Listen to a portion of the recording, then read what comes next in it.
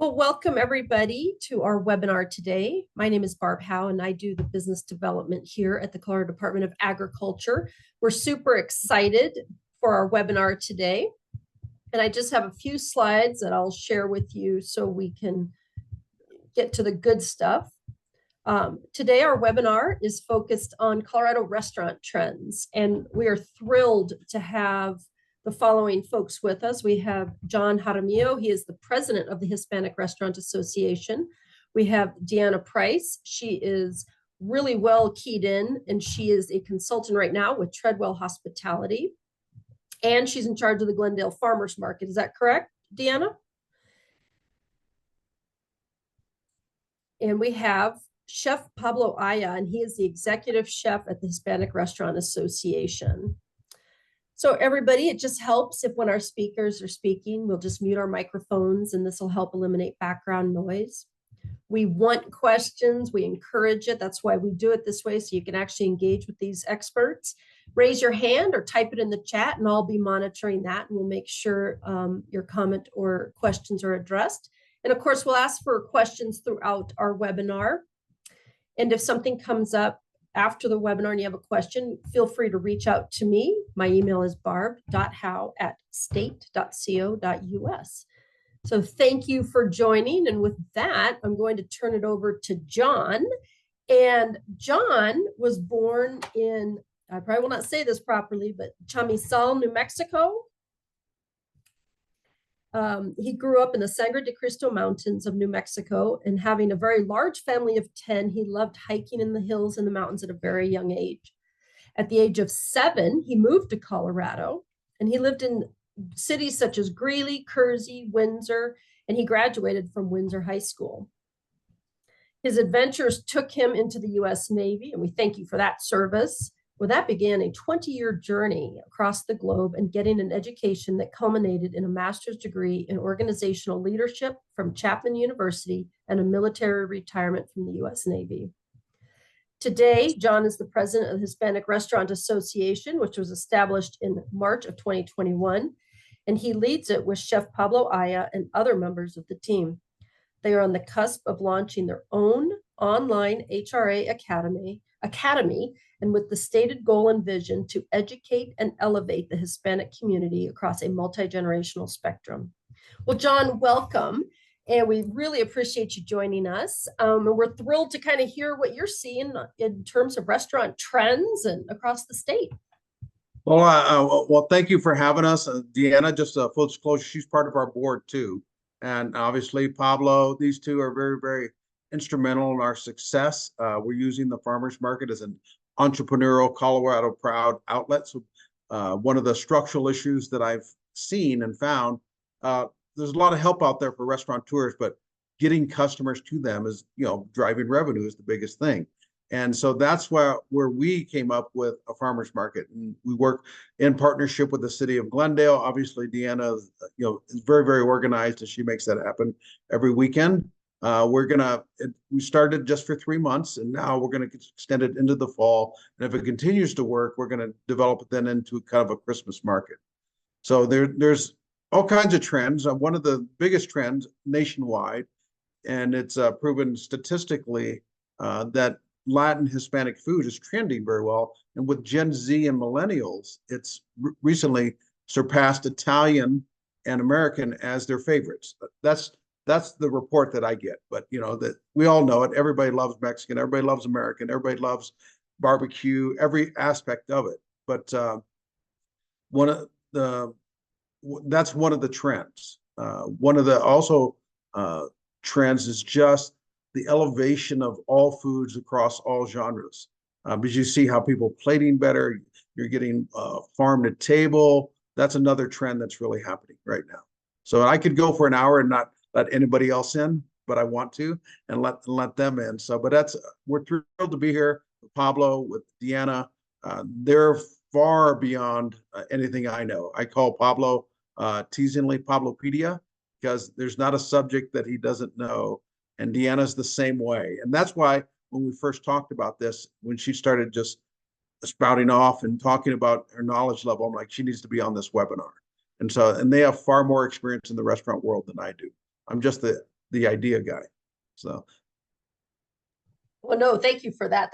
That's awesome about Latin food surpassing, especially Italian, because I think Italian's obviously very popular, but American food in general. But interesting, and you say with millennials and Gen Z, and we know they're certainly part of the buying power right now, aren't they? Right, exactly. If you look at the financial models and where people are trending, I think it's becoming a blend because Americans have been raised as far as Mexican food on Tex-Mex. Now you're truly, and that's just an Americanized version of that. Now we're really from all across, not just Mexico, but Latin America. We're adding these flavors to American things. If you go to some steakouts, they have chimichurri, which is, Argentinian. Then they have some flavors that Pablo cooks. I'm like, holy cow, how did you discover this? And for him, it's like breathing. For us, I'm like, oh, this is neat. Because I was raised as an American on traditional American palate. But now if I've discovered this through, running the HRA, that there's such an incredible array of flavors and fusion from, Peruvian, Argentinian, the Colombian, the Mexican, and then the flavors within those. So. Yeah, that makes a lot of sense. I mean, I know I had heard even a few years ago that Peruvian food was growing in popularity, and I think a lot more just awareness here in the United States, because it was kind of always not many people knew how good Peruvian food was. Right, and that's a fusion of they have Chinese influence, Asian influence. Pablo, speak more to that. Let Pablo speak more of that Peruvian food and business. You go to Peruvian food, you're gonna land on a name which is called Gaston Acurio. So Gaston Acurio is the man, the legend, and one of the greatest chefs of Latin America of the recent times. His influence on treating the food right, and not only that, he put the Peruvian food on the market. Now it's the ceviche Peruvian. You cannot tell that to a Mexican or a Colombian or a Chilean. No. I believe it's the cooking by a citric acid. Okay, when you cook a protein, and it happens all the way through the Pacific coast, more prominently than in the right coast. So I think it was Gaston Acurio, the one who took the first steps on showcasing Latin American cuisine on the highest level. I am a Latin chef, but I'm very, very influenced by French cuisine. I am a cordon bleu student. So forth, I mix French techniques with Latin American techniques, and most of the techniques that I still choose, they are from the Latin side of things. That now that I have the chance to think, which technique should I pick? Should I pick the Native American technique or should I pick the French technique? If a French chef sees a Mexican making a sauce, he's going to tell him that it's wrong, that everything is horrible, that he just burned the tomatoes, and he just burned the onions, but that's a tatemado, So those type of flavors are things that makes us. When I talk to Jonah and I talk a lot about Latin American flavors, I believe they depend a lot of on the elements, okay? And why is it that the Latin American cuisine is taking over America so fast? If you see Brazil is 350 million people. If you see Argentina, they have another 10 million. If you have Chile, there is another 10 million. So we have a lot of influence to bring to the palate. Most of the main ingredients, if you go back in history, they come from America, even the Italian food. So if you go to Italians, what would the Italians do without the tomatoes? So and just talking on the trip of the tomato is going to tell you a different story, But I think Gaston Acurio is one of the brightest guys that started writing books and bringing table to the Hispanic table, to the next level at the Hispanic restaurants. And then therefore a big boom starts all over Latin America. You got Enrique Olvera, who's been breaking and doing really, really good for the past 20 years with Pujol, And then you go to a great Colombian chef like Leonor Espinosa, who is winning the Best Chef Female Award by Pellegrino. She's a Colombian chef. We have very different ingredients, and we don't have to manipulate our ingredients so much to get the best of them, you know, because we are in the tropics. So fourth, we have fruits year round, and flavor year round. I think the better we understand where food comes from, the better we can understand each other, you know, just by understanding that there is 3,000 type of beans, that there is over 3,000 varieties of potatoes. You cannot say you don't like beans and you don't like potatoes if you wake up and have a coffee cup, you know, like a great coffee bean. So we are made out of what we eat, and everything that we eat, it has a story behind. So if we go to everything we eat, you're going to end up on a farmer putting his needs on the ground and putting a seed that is going to take 9 months for you to have it at the table. So if we respect the whole chain, and if we understand what we are doing, I love to plate, you know, and that's one of the things that I love the most, is the final part of the meal, is just putting it together.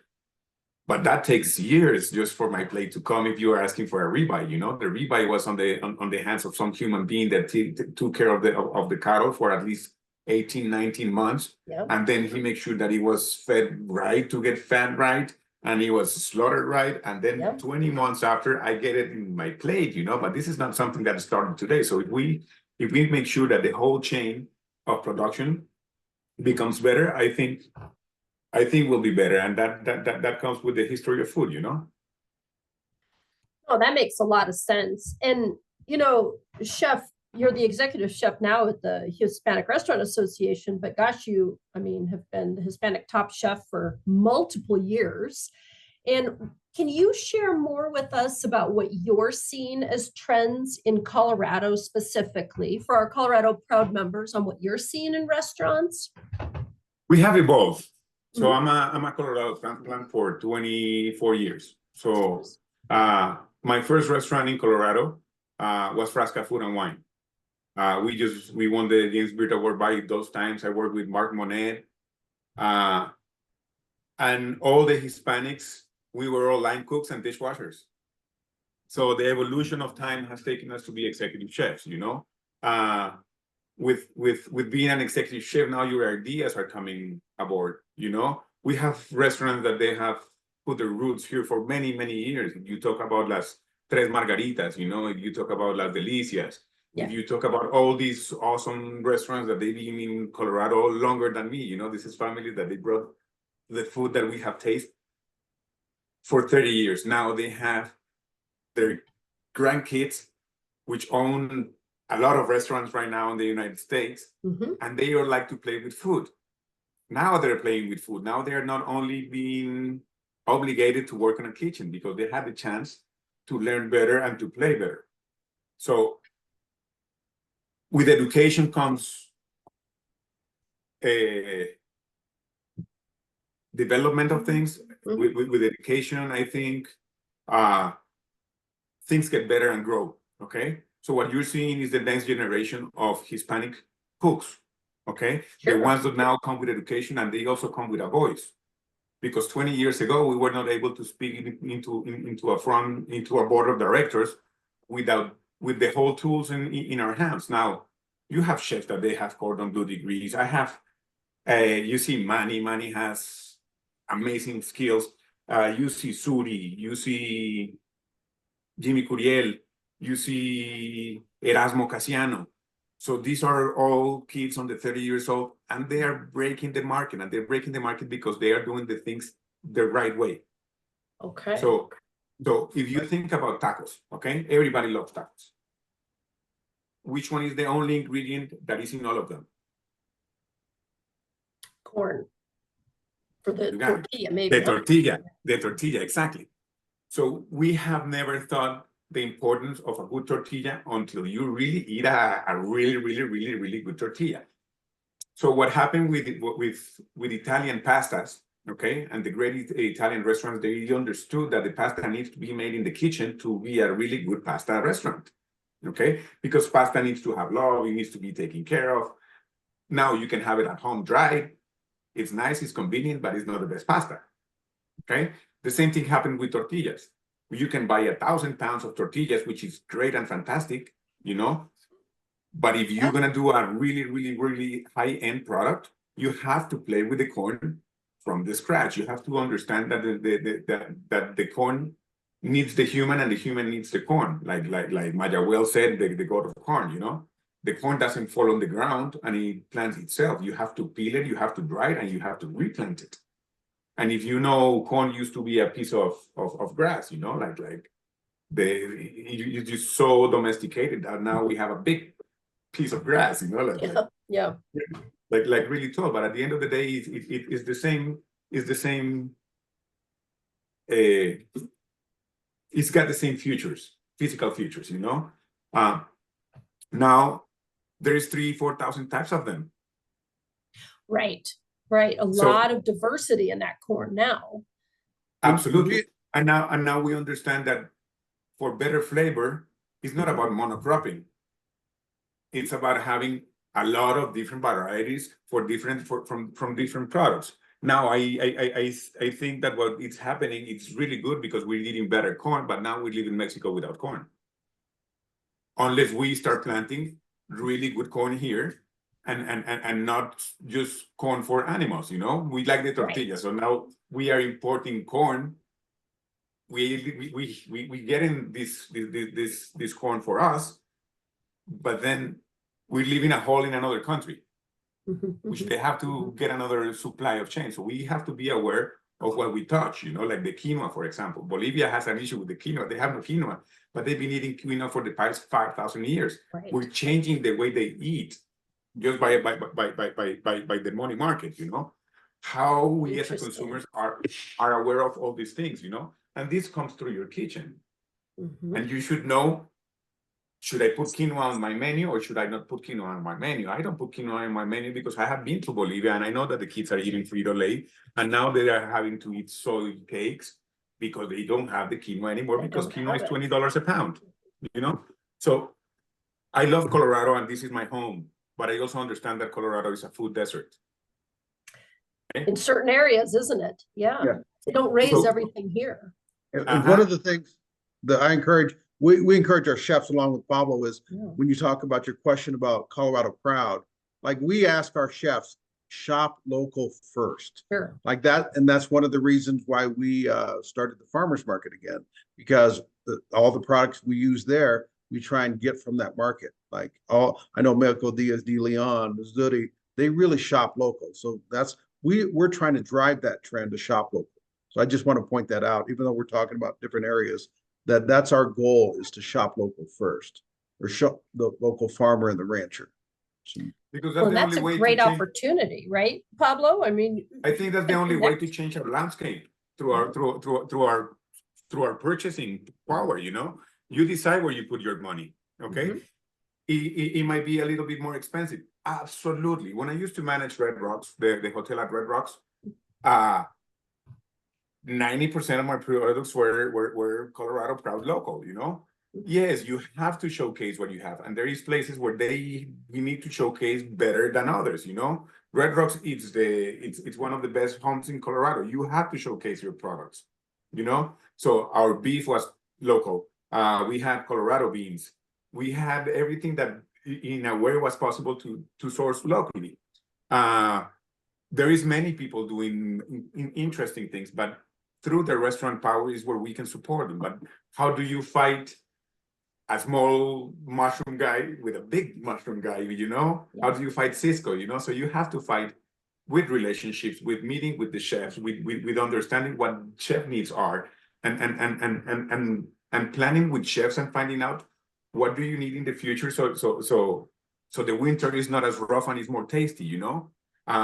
If somebody comes to my restaurant and tells me, dude, I got 30 cases of tomatoes that they're ripping on vine and in soil, I would love them if someone offers those to me, for me to put them the way you guys did it before, like it was pickling the flavors, you know, to have them in the winter. In the winter, the flavors are gone because it doesn't mean that we don't have the product. We have the tomatoes, but they taste like water balloons. Right. And they taste like water balloons because they are made out of water in hydroponics, you know? So we start tweaking food by adding sugars and acids. So I think we have to be more aware of where we are and not pretending that we can produce everything year round. Instead of keep saving the flavors of Colorado for the year round, you know? Because I believe we also export products and then we bring them in the winter. Yes. Oh, exactly. And that's for a state that we raise a lot of beef. We have lamb, but we have certain crops. But you're right, year round is tough. Do you feel that this awareness of where food comes from, certainly with, I think, the millennial and Gen Z generations, but with everybody, is that driving some of what you're seeing at restaurants in terms of what people are asking for or what people want to be eating when they go out? I think you have different checkbooks for different humans, okay? Sure. So I believe we are on a 80% people eating what they can afford. Yes. And a 20% that they can choose Yes. what they can eat. So let's split those two in two different things. This side cannot eat organic. It's unaffordable. Okay, this side can do it. Do they taste better? Maybe they do, maybe they don't, you know? Is it true? Is it a lie? You know? I'm telling you from the kitchen side of things. Should I believe or should I not believe? The only thing that I believe is organic are the things that I grow in my garden. And they don't grow as pretty as anything that you see in the market. Okay? But we also grow cattle in Colombia. So I understand that if my calf gets sick and I know what the mushroom did 50 years ago and we developed penicillin, I'm not gonna let my animal die just because I'm not gonna vaccinate him, you know? It goes on the vaccination. Now, I need somebody with the traceability to tell me that that animal is being vaccinated. So the traceability is important for you to get a choice, prime select, Right. or anything you're getting, you know? Then you're gonna go to the person that can afford the best of the best of the best. You know, now you got Wagyu beef in Colorado. 20 years ago, we were still happy because the Angus was here, you know, like the products that we have in our pockets right now, for me to pick products from anywhere, it's amazing. For me, it's fantastic to cook in the United States. Because if I add the four biggest one, Shamrock, Cisco, Okay, sure. US Foods, and what Chef wants, and most of the others, I can buy from any part in the world. Yes. Is that nice? It is fantastic for me as a cook. Now, is this expensive? Yes. Do I have the both markets on site? Yes, I have to understand which market am I cooking for, you know? I cannot cook with heirloom tortillas for a taqueria that sells the tacos for $2, you know? There is no way you can do it. But then there is the taqueria that can have the program to maintain the seeds, which is what Lucina started to do, which is like Alma Fondafina is doing. Macienda, it's bigger in the United States, but they are developing machines to treat the corn on a way that is mixed industrial, but they have still the indigenous parts of them, you know. So the grind that we're seeing today, you're grinding on lava rocks. Yep. Instead of grinding on metal, you know. And they're finding farmers and grain people growers in Colorado to do that. That's what we're trying to connect. So, Deanna, I know. Nick had a question. Seasonal menus with contract growing. Let me open this up. Yes. There are farmers willing to change the narrative to seasonal eating so consumers understand what agricultural production is and can be. A symbiotic relationship of regionally grown food, making the relationship from farmer to plate to consumption education. Yeah, good point. Right. I think that's a lot of what he's talking about. Very good point. We get the chance to cook for Miller Farms about 2 weeks ago, but and we decided to cook for the people that take care of the field, you know. And I think that if the restaurants take their time and visit their farmers and cook for their farmers, because the farmers don't go to they don't go to downtown Denver, you know, like once in a year time, like Yeah. you live out in your farm, it's because you like to live out in the farm and you don't want to go to the city also. But if the restaurants go to the farms and take care of the people, we can showcase better the different products of each one of those farms, which is what we are trying to do. For me, it was fantastic to get Miller Farms, just pick whatever you want and cook for these 50 people. For me, it was fantastic, because I really could see the people and their product that they're really, really, really proud of, and 50 people feeding of their work. If the restaurant gets more closer to the farms, I think would be better that if the farm keeps getting closer to the restaurant, because I think that part it's already been done. And we have succeeded in that part. As I said, I can source anything from anywhere with the providers that I have right now in Colorado, but I don't know the farmers. So at the end of the day, it's like this big hole. I can get the best lamb from Australia, but I don't have a tail. I don't have a connection with them. My only connection would be telling them that it came in a frozen box, and the box I paid for it, but it has no love. It has no tail. Right. And it has no reason for being on the menu. If you don't have the tail to tell, you're just feeding people. You're just playing the ball. And that's our goal. I mean, in the interest of time, Deanna, do you want to jump in on trends?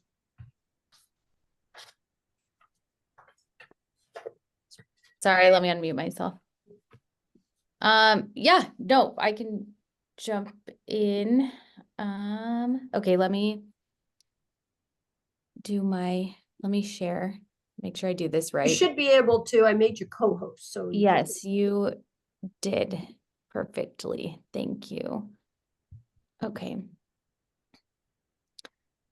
Sorry, let me put it in my slideshow, right? Yeah, down at the There bottom. we go. Does that look okay? Yep, perfect. Okay.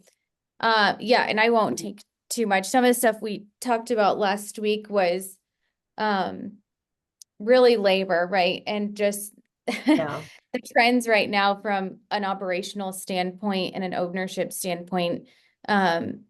It really a hot topic is labor, and kind of the crisis that owners are facing with the minimum wage increases that we're seeing across the state of Colorado. And just kind of how those things affect, right, training, bringing on salaried managers at a fair wage, the levels of hospitality that we're seeing in restaurants, and then just, the drive to figure out the highest level of efficiency possible to drive those costs down. You can see here, and I kind of flipped this on the two, so sorry for the confusion, but I mean, just the trend right now from 2023 even to what they're proposing for next year is pretty terrifying. Right, I mean, going from 1365 for Colorado to what they're proposing is 1652 right now. We're supposed to find out in September actually what those wages are actually going to be.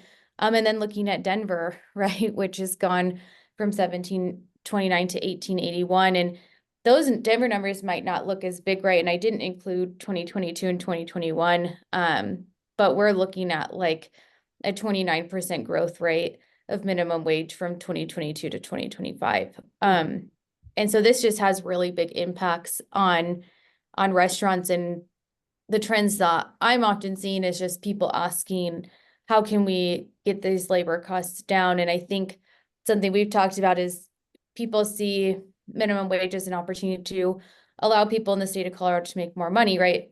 What Pablo's saying, the 80% of people who can't afford to buy organic, right, and are just buying what they can afford to eat, and then the 20% who can, right? So when we see the opportunity to increase minimum wage, we're like, yeah, absolutely. However, when it comes to the hospitality industry and restaurants, there really isn't a lot of room for that opportunity, especially when we have people making really great tips, right? And this just shows some counties on a longer span. If you're looking at 2019 up to 2025, you can see what a large increase we're experiencing. And this quote is from a close friend of the HRA, Dana Rodriguez. who's recently had to close quite a few of her restaurants. And, I feel like all the people making decisions on our behalf, they have no clue. They may come from a good place and they think they're helping employees, but at the end of the day, if they hurt the business, they hurt the employees. The minimum wage is killing our businesses. Like literally, that's one of the reasons why I closed one of my restaurants. It hurts a lot. It's just something to think about.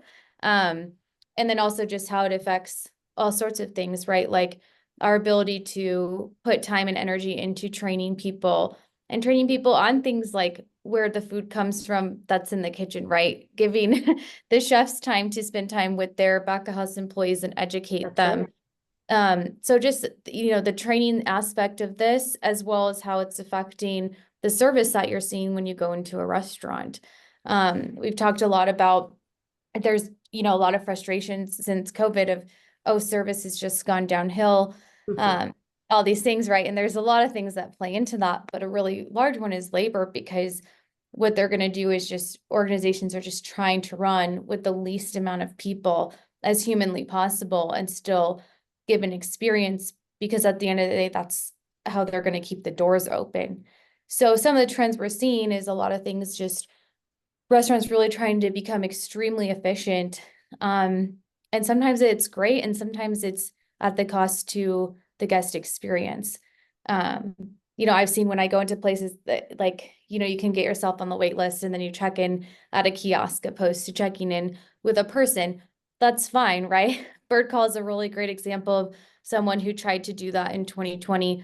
I previously worked for them, and we, it's like, you come in and your food is ready in a numbered box and you don't talk to a human, and you order everything at a kiosk. And, that's one driving, it's a QSR brand, but it's driving efficiency and it's driving labor costs much further down. So, labor is really a hot topic in the industry right now. And I've been, hearing our two newest candidates talking about not taxing tips for hospitality workers, that being a hot topic. And then also some people not understanding the extent of how many tips are actually being made. My current organization has servers that do make six figures, but they are highly trained, extremely educated, and this is their career, right? But they do not need an increase in minimum wage. So, there's a lot of that going on. And then locally sourced products, I think Chef touched a lot on this. Like, there is definitely a demand still out there. But some of the restaurants, a lot of the restaurants that we're seeing close are in Denver. It's the majority of the closures right now. And a lot of it's impacted by that minimum wage. And then we're asking them to combat really high food costs as well. And in, like, Pablo's talking about, Chef's talking about, it's like, wanting to not go through those big vendors, those larger vendors, right? But then they're fighting the labor, they're fighting the high food cost, and it can really start to feel like this uphill battle. And I think that's especially in Denver, where rent's not going down, right? It's like, how many things can we throw at these people until they start shutting their doors? And we're seeing that they're shutting the doors. And so it's just, it's an interesting thing, but I think that there's still, the consumers still want the local products and they want to understand where their food's coming from. So there is a consumer that's looking for those things. But we have to think about the other choices that we're making that affect restaurants, and giving them the opportunity in the breathing room to bring in local products and educate their team, who then educates the guest. Because, Pablo's knowledge comes from so many years of understanding and living it and breathing it. And to translate that to your hourly team members takes time and money. And it's also educating your management team as well. So I think, just from my perspective, I'm seeing a lot of focus on labor and on food cost, right? And that'll always be a focus because those are the controllables. But I think right now Denver specifically is just creating an environment where it's difficult to be successful. And I think that's why the HRA is working really hard to just create more resources and tools and education and training platforms. So we can offer resources like the farmers market, like John's talking about, affordable, approachable resources that restaurants and consumers have access to. One of the points about the farmers market is like we have like 3 meat providers out there, different ranches. We're trying to now put that on an e-commerce site so that can be available year round through a Shopify account. One of the things when we talk about educating, when Pablo mentioned earlier about all the things he knows, Deanna mentioned how much he knows. That's over decades of experience and a true passion. Is how do we convey that to the back of the house with the language barrier, the time barrier, the financial barriers, and that's where we came up with. And I'll just briefly mention here's this, and we're going to launch it next year. Pablo's in charge of the culinary section. Deanna's part of it. Our whole team is the certified culinary professional. Is we're trying to democratize education, so to speak, because we recognize those gaps in the market, and that's where we're going to use a machine learning. We're going to use Pablo's knowledge, put it so it's a scalable item, and that's one of our goals for next year is to launch that certified culinary professional to where we can help. They're more well-rounded, so they don't have to have 3 different people. It can help in those labor costs. That's the reason I'm mentioning this. That sounds great. Would that be available to any? Yes, it'll be available to everybody, and because of the tools, our chief technology officer and the people we're working with, it'll be available in like 30 languages. Oh, fantastic. Because of the use of machine learning and AI. Yeah. But it's pretty comprehensive. If I remember correctly, there's going to be about 500 3 to 5 minute lessons in there in our library. So once we finish that, but we've done about 30 so far, and we won't launch till next year because it just takes time to develop it. Pablo has to review all the curricula to make sure it's correct. Then we turn it over to Deanna, and we talk to Deanna, it was like, hey, does this fit the operational environment? So that way they can still be employed, they can still learn, and then they can be, certified at the end. It just makes them more employable and promotable. That's great. Wow. So we're talking so much. We've Jessica, Kate, and Robin and Nick. I mean, do you guys have questions? I'm sorry, I'm not guided. It's your show. I'm just like. Oh, you're doing great. Deanna, did you want to cover other trends or maybe even some of the challenges and opportunities that are still out there? I mean, labor is certainly going to be the cost of goods, and labor is certainly going to be our challenge.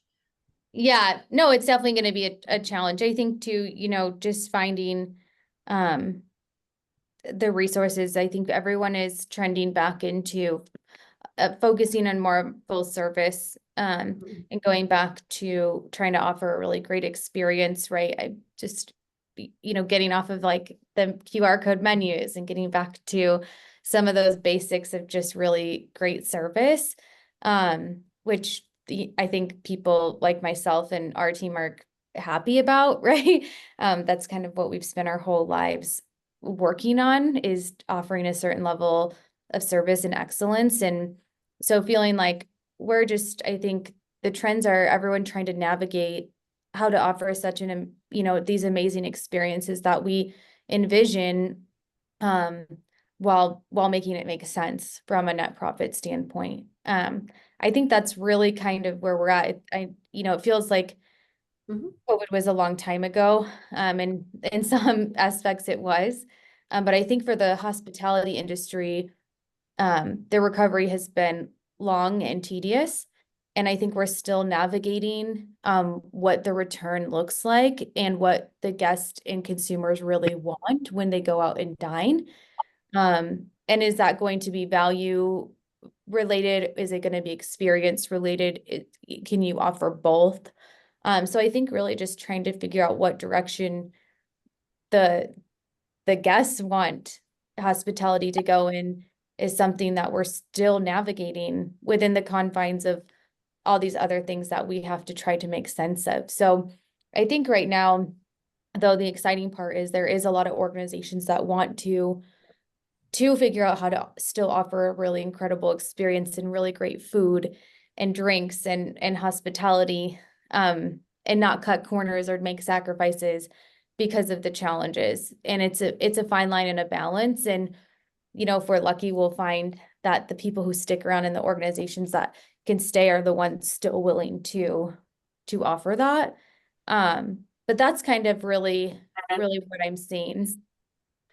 I think you hit, well, all of you have hit it right on the head about, you know, if we have a certain amount of money, where do we spend it and how do we spend it, right? And we all love to eat out. And if we can afford to, what does that look like? And it's good to hear that the desire for local is still there. That can mean a higher price, right? And I think certainly it's if you're trying to, preferred. yeah, and if you're trying to combine it with that great atmosphere and service, it all starts to add up. Do you feel, any of you, that you're seeing generational differences on how people want to eat out?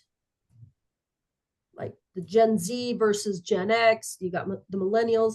Do you see how they're willing to spend their money? Because to Deanna's point, there's a restaurant in my town that opened up, and you go in and you order from a menu up there, kiosk, and then you sit down and a person brings it to you. And I have an aunt who refuses to eat there because of that. Right, that's her generation. I'm kind of on the fence, but maybe a younger person, they're okay. I think when I was running the meal market, we had 18 kitchens running simultaneously. Okay. So it was QR codes everywhere, and it was people running everywhere. And I think that's what started it, you know. How do we make contactless service, you know? And for some people work because some people want to be isolated, but for so many people, that's the reason for going outside is the social part of going out, you know. You might be lonely at home, you might have nobody else, but if you cannot even talk to the bartender, then you're really screwed, you know. Right. And some it's and true. some people get that problem, you know. So I think food is more than just the protocol, however you involve it. It is something that we have to do regardless of. And when you go outside, you are expecting either, and you choose the type of service because right now they're really it's at your peak, you know. At the end of the day, you can have street food, you can go to fast casual. Yes. You can go to fast food. You can go to high-end Mexican. Yes. You can go to high-end Italian. You can go Yeah. to ultra high-end Italian with Michelin stars now in Colorado. Mm-hmm. You can go to different places now. You have the same ability as a consumer to pick your food today as I have as a chef to buy food from everywhere in the world. Yes. We go again to 80-20. There is that 80% that pays for those ingredients that they are picky, but they are also on the top chain of the economy. So if you can make those decisions because you either have a business, and if you have a business that allows you to eat that, is because you're doing something right to be able to afford those foods. And probably you are making money for those 80% of the back of the herd, you know. Now, I think both of the sides have responsibilities. The 20% has their responsibilities to maintain the heirloom seeds and eat good, you know, and that 20% has the responsibility to make sure that the other 80% they have access to food. And I think if we understand both in the same direction, then you're gonna see that the world kind of works that way. Mm-hmm. You know, you got the Kellogg's family, you got the big Nutresa, and you got big brand companies that they're also owned by humans. You know, yeah, they're corporations, but without these corporations, we also be starving. You know, I'm not happy with Monsanto, but I need it. You know, what can you do about it? We have to find that balance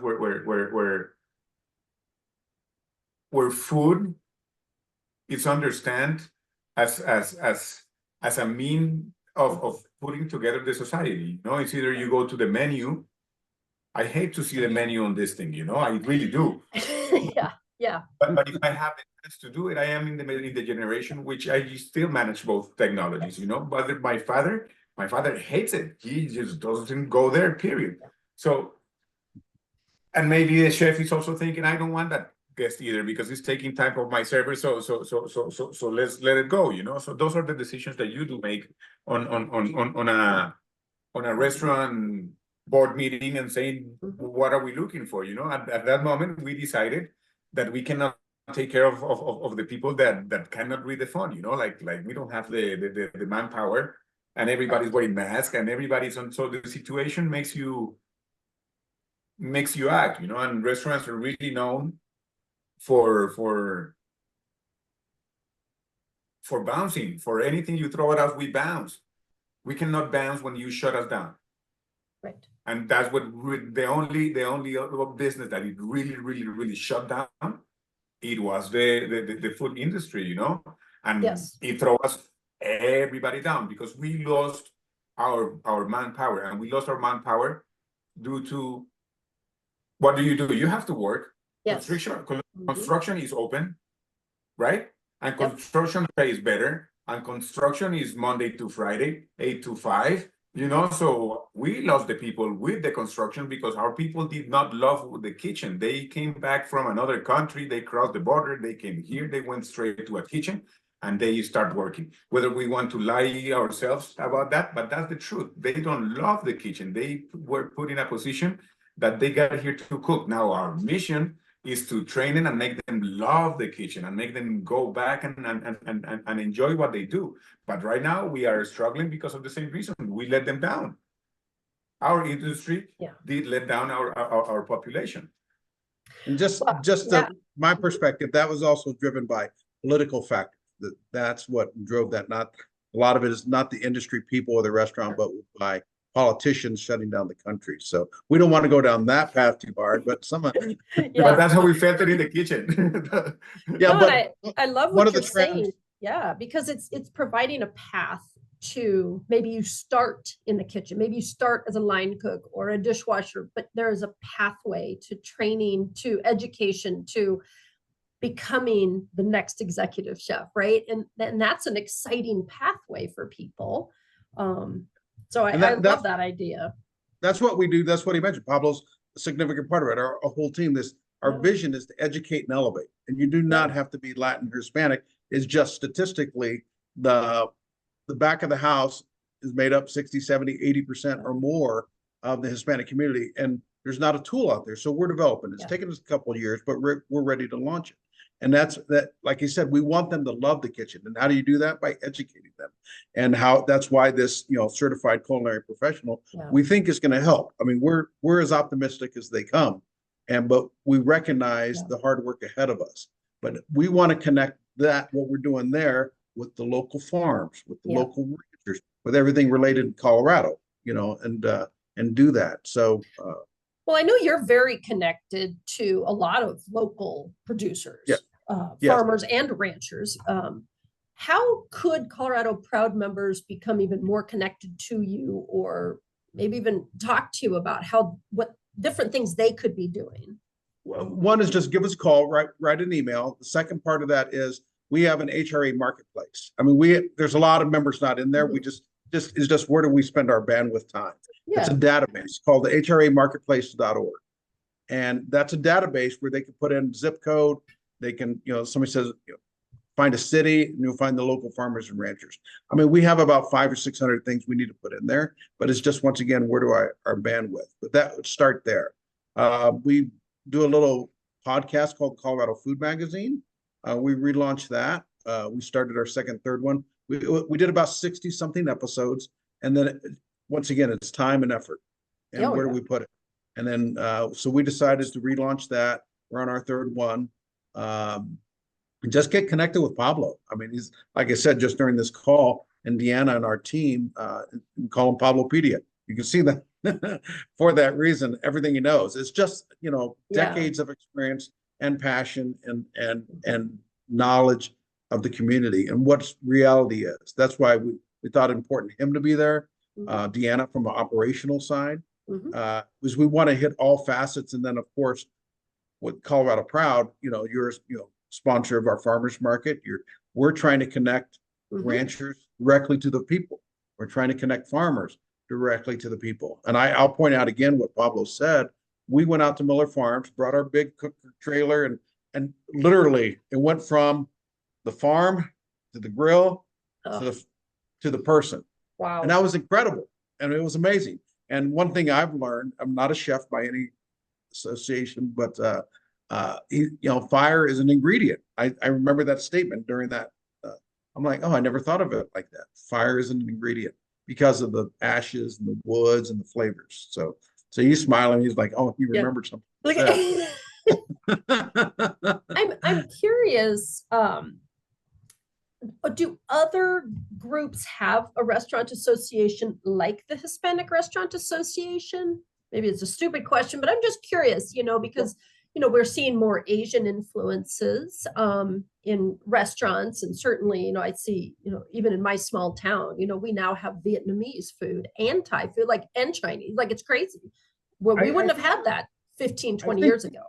I think there's other groups that I think the Asian, I have to remember the name, I have to look at it, but yes, we're in contact with each other. There's a Korean Restaurant Association.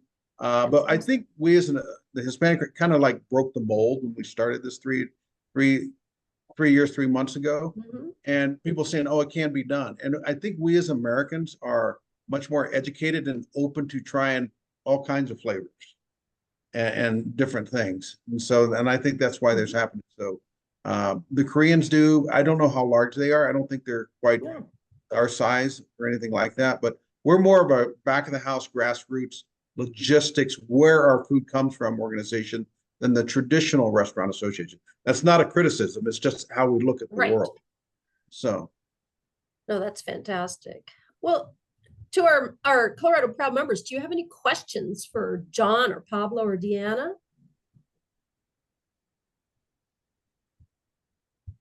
Well, this is awkward.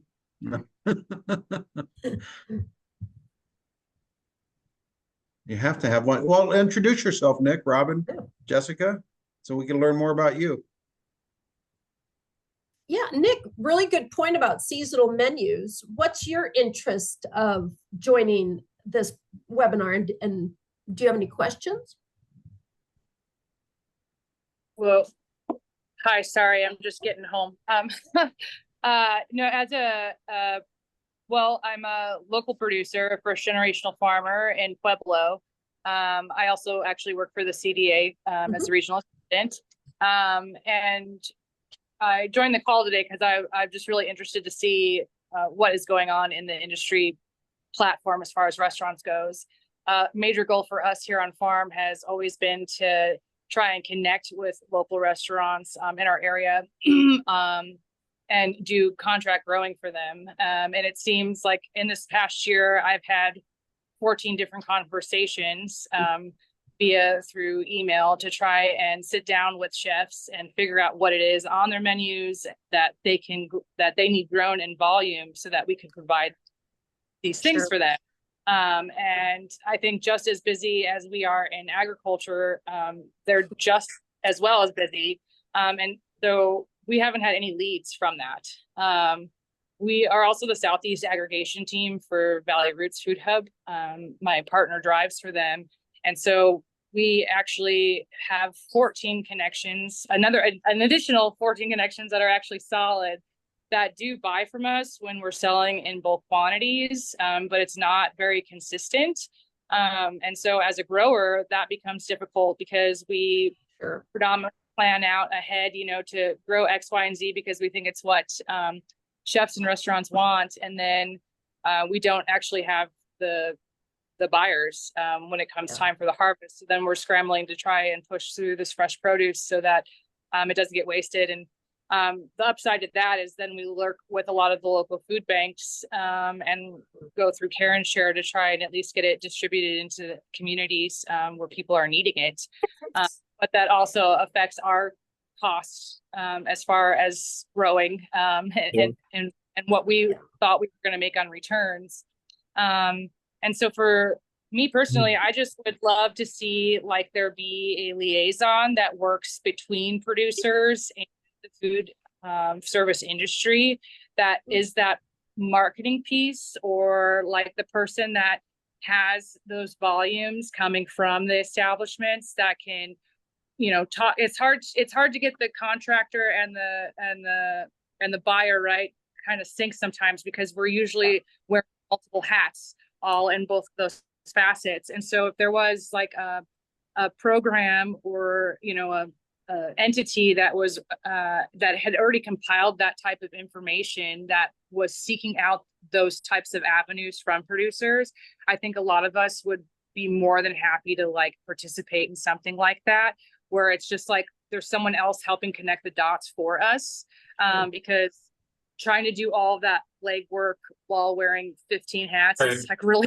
hard. Good point. And I think that it will also help with the whole education piece about food in general to the just masses of the public. And yeah, I see that story from both sides on a lot of levels when it comes to like the urban and rural areas. Well, they just don't know what's going on out here, and like we don't live in those, like our lives are different and we're focused in our own bubbles, yet like we're both so reliant on each other. And so like I feel like a platform or program like that would also help connect a lot of those dots on education for both sides, and could help make both sides more profitable. I don't entirely know what that looks like, you know, or where to start with that, but I know particularly for our farm and our adventure, I'll call it, in the food system world, that's something that we're constantly working on, is like, man, we just want to like hook, line, and sink, you know, 3 restaurants that are like during seasonal hours, you know, like we want to grow X, Y, and Z for you. And I think if from the chef aspect too, and that side, I mean, I also work my off-farm job. I've been in the food and beverage industry for 22 years. So I grew up in a kitchen in the South Side of Chicago. My family owns restaurants back home. And so I know both sides of it, which is why I probably became a first-gen farmer, was because I went from being a cook in a kitchen and working all aspects of front and back of the house, but also just loving food and playing around with it and doing farm to table catering and stuff. So like I can see both sides, and I just feel like there's that gap there. And I think seasonal eating is something that will also help transform what agriculture does in general and our eating habits as far as health and wellness, because it's really nice to definitely have, you know, avocados in October and November. And we don't grow those here and stuff like that. But like, it's also traditionally when we talk about the diversity and equity and inclusion pieces of, you know, the Hispanic communities or the Asian communities, like all of them, is that like there are times throughout the year where like regionally you eat certain foods because that's what's available and what grows there. And I know that we're also part of a free market world. And so I totally understand that too. But I think it'll bring us back grounded as a society and as a whole, to get grounded in trying to eat what is available during the seasons where we live. And then highlighting those other really fancy like food items that we can't normally get as those being like the specials and things, not like the core ingredients of what we're serving year round. That's my commentary. Very good points. Thank you, Nick. That was great. That's one of our goals, is to connect farmers to the chefs. And that's why we have the Chefs Association, because the purchasing power and decision is not in the owner. It ultimately is they pay the bill, but which direction you pull those from is made generally by the chef. And that's why that chef and below. That's why it's so important to have this education program we're trying to do. Cost of goods sold. It's going to be part of this curriculum we're developing. So, but our goal is to do exactly what you're talking about. We're only 3 years old, and you know we've made some huge strides in what we're trying to do. In Pueblo, as a matter of fact, I met with her name is Janelle at a meeting last week or 2 weeks ago with the Hispanic Education Foundation from Pueblo. And this culinary program she was very interested in. And part of our program is to reach out to local farmers. So when they start being educated, it's part of their curricula, it's part of their thought process, instead of like Cisco or US Foods can solve all my problems. Let's shop local first. So yeah, that's part of our long range plan. We know it's not going to happen overnight because you have to change purchasing decisions, economic decisions, and financial decisions. And when you start doing that, affecting people's bottom line, I mean, US, they're going to fight back hard. They were like, why are you doing that? And that's where we have to educate on why it's important, because of the local economic cycle. So I could go for just on that alone. I have a chef that right now is looking to plant seeds for next year. Which is what you need, and that's what we're talking about, the corn, you know? So we have to find those local producers or those small restaurants, because if you find one small restaurant, the next one will follow. But you have to start planning now, because it is Colorado, it's not Colombia. In Colombia, I can call my farm and he will plant the seeds tomorrow and I will have it next year. But for you, you will have to collect the seeds that you need right now, make your backup seeds, and then we'll be planting, you know, I don't know, I got my corn here, it's really behind, but I'm not the corn planter, you know? But let's connect after this, so. Those are the relationships that we're also looking as a chef and an association. You know, this is one of our members looking for somebody to attach to his project. And these ones are the top restaurants in Denver. The ones that they're looking for you for this type of that. I'm looking always for a farmer, you know. What I look into a farmer is the source of the water. Because the water is what at the end of the day is gonna make your vegetables really crisp and flavorful, you know. So keep in touch with the association, keep in touch with John and us, and we might be able to look for someone in the future for you, you know? Okay, thank you. That's great. We got about 15 minutes. Does anybody else have anything they'd like to share or ask our experts?